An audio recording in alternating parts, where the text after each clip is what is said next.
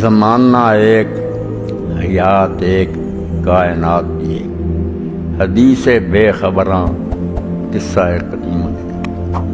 لوگوں کو بیوقوف بنانے کے لیے کہتے رہتے ہیں کہ یہ پرانی ہوگی باتیں۔ بھائی سچی باتیں بھی کبھی پرانی ہوتی ہیں۔ 2 اور 2 4 ہیں، آدم سے 2 اور 2 4 ہیں، قیامت تک ہیں۔ اگر کوئی کہے یہ بات پرانی ہوگی اب چھوڑ دو، اب 2 2 ہیں اور 3.5 ہیں یا 5 ہیں، یہ باتیں جو کہتے ہیں نا کہ نئی ہونی چاہیے بات، نہیں۔ حکیم صاحب جیسے کہہ رہے تھے نا، بات تو یہ کہ بنیادی اصول جو ہیں وہ نہیں بدلے جا سکتے، ٹھیک ہے، بنیاد وہی رہے گی۔ مرد آپ بے شک آسمان تک لے جائیں، ارتقاء کو کون روکتا؟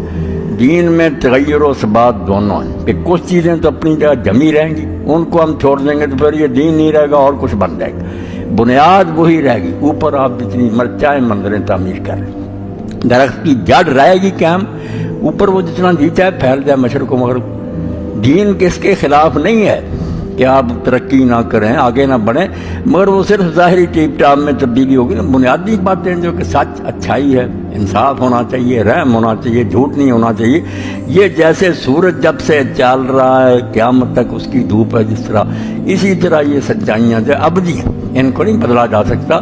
اب دین نے جو بات طے کر دی کہ مرد عورت کا اختلاط، جو غیر شادی شدہ لوگ آپس میں رہیں گے آزادانہ، یہ بدکاری کا پیش خیمہ ہے، زنا نہیں رکے گا پھر، اور زنا شرک کے بعد وہ برائی ہے جس کو اللہ برداشت نہیں کرتا۔ آپ دیکھتے ہیں سورہ نور میں اللہ نے شرک اور زنا کو ایک پرڑے میں ڈالا، برابر کے گناہ۔ وہاں کہا کہ زانی عورت سے نکاح کرے یا کوئی زانی مرد یا مشرک مرد، فرمایا زانی عورت سے یا زانی کرے یا مشرک، اور ادھر کہا کہ زانی جو ہے نا اس سے نکاح کرے یا زانیہ عورت یا مشرکہ عورت، یعنی کہا دونوں کی فطر سے ایک خاوند کے ہوتے ہوئے ادھر دھک مارتے، اس کو نہیں اللہ برداشت کرتا۔ اللہ غیرت مند ہے، وہ کہتا ہے ایک خاوند کی موجودگی میں دوسرے کی طرف کیوں روکو، ایک خاوند تلاش کرو۔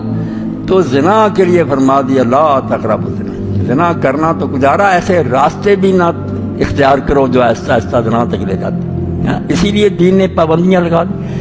اب اس کو کوئی اجتہاد کیا ترقی کا صاحب کہو کہ ہم لوگوں کو بدماش بنانا چاہتے، سیدھی سی بات، وہ پہلے بھی ہوا تبرج الجاہلیت الاولی، آپ نے کیا ترقی کرنی؟ 1000 مرتبہ انسان یہ بدماشیاں کر چکے ہیں، اسی طرح بے پردہ ہوئے، آزادانہ ملے جلے، شرابیں پی، زنا کیے، اس سے آپ پیچھے کی طرف لوٹانا چاہتے ہیں۔ دین تو آگے کی طرف لے جانا چاہتا ہے کہ الگ الگ دائرے رکھو، بچیاں جو وہ بھی پاک دامنی کی زندگی گزاریں، انہیں اپنی ماں بہن بیٹی مانو، ان کا ادب کرو۔ یہ کھلونا نہیں ہے کہ تصویریں ان کی ہر جگہ لگا دو اور کوئی سودا بیچنا، یہ بیچاریاں وہاں کھڑی کر دو، ان کو سمجھو خریدا۔ یہ وہ کائنات کی سب سے قیمتی متاع ہے جس کو عقیلہ، عربی میں عقیلہ بھی کہتے ہیں نا، کہ موتی جیسے ڈبیا میں بند ہوتا ہے، یہ غیرت کرو، بے حیا نہ بنو۔ تو اب ان چیزوں کو بدلنا چاہتا ہے تو بھائی وہ اسلام پر مہربانی کرے، اس کو نہ بدنام کرے، جس راستے پر جانا چاہتا جائے۔ دین نہیں اس کو ہضم کر سکتا کہ مرد عورتیں جو اکٹھی ہوں۔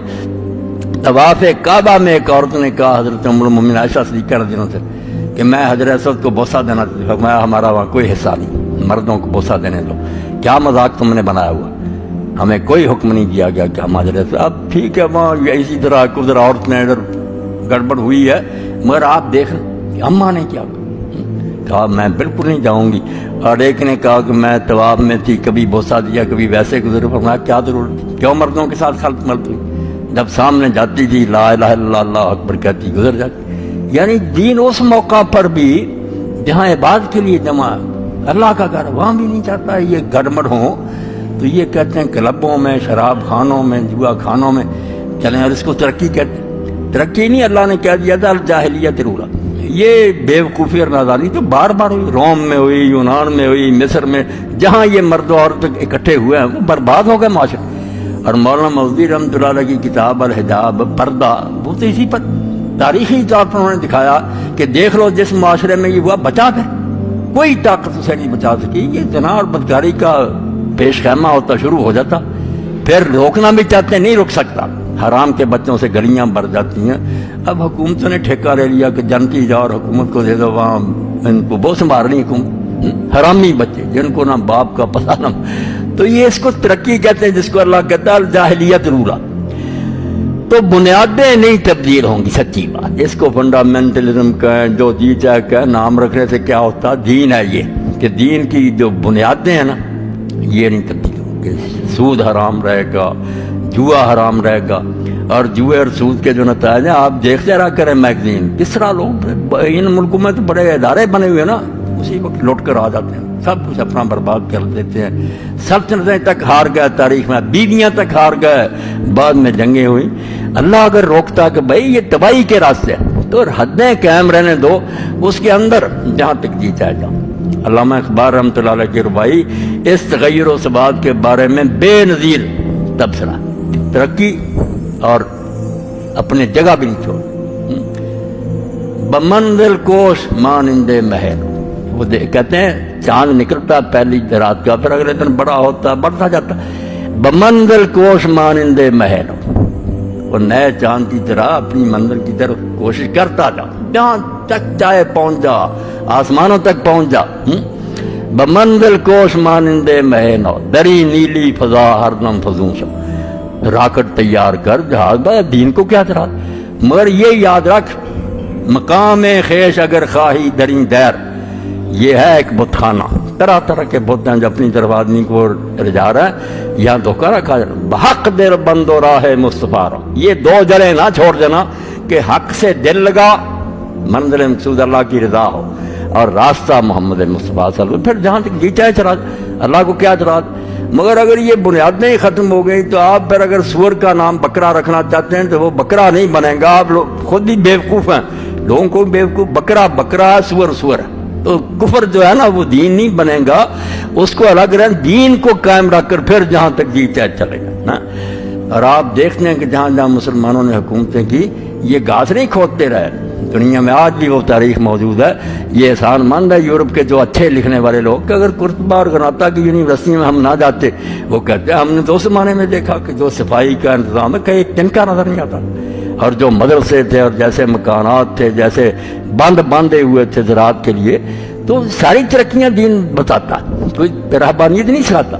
مگر بنیادی باتیں جو جڑ قائم رہنی چاہیے, پھر شاخیں آسمان تک بھی چلی جائیں تو کوئی بات. تو اللہ ان کو بھی ہدایت دے. بہرحال مسلم کہلاتے ہیں, ارشد الائمہ ہی کہنا چاہیے کہ ان حکمرانوں کو بھی اللہ ہدایت دے, اور جن کے چنگل میں یہ پھنسے ہوئے ان سے نکلنے کی انہیں توفیق اللہ دے. وہ ہمارے خیر خواہ نہیں, بدترین دشمن ہے. اللہ کی کتاب کہہ رہی کہ تمہارے خیر خواہ نہیں ہو سکتے. ان سے جان چھوٹ گئی تو شاید یہ پھر کسی سیدھی راہ پر آ جائیں. وآخر دعوانا الحمدللہ رب العالمین. اللہم صلی علی سیدنا و نبینا محمد وآلہ وصحبہ وبارک وسلم. ربنا افرغ علینا صبرا وثبت اقدامنا وانصرنا علی القوم الکافرین.